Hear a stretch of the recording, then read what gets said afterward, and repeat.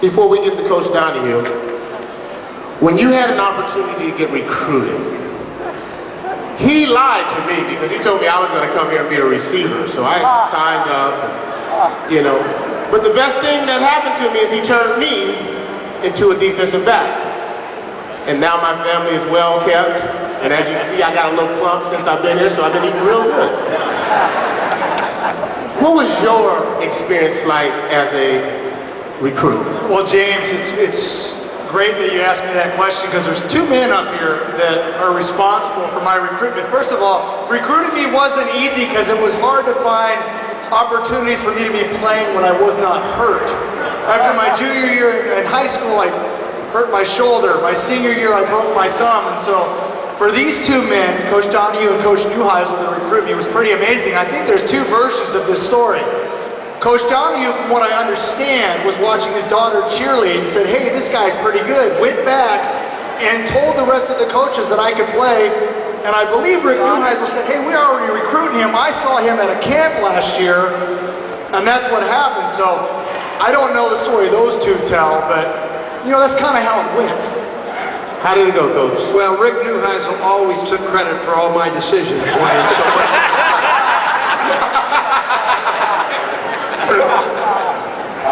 well, Cade, being the superstar that you were, I mean, were you recruited or you were? Well, the director. I'm not going to walk. That's what I'm saying. Yeah, I walked on. It's a lot of guys. You walk on my foot, but you had an opportunity to go through the experience with Coach. How was it? When I came down to UCLA, it was my first and only recruiting trip, and it was right after Coach Donahue had come up. I spent my last year of high school in Oregon, and Coach Donahue showed up with his Southern California tan, which he hasn't lost. It's actually gotten better.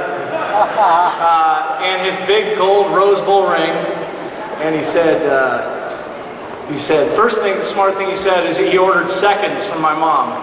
She had dinner with us, so he ordered seconds. I came to find out that was a signature move. He did that everywhere. I still haven't told my mom that, so don't say anything.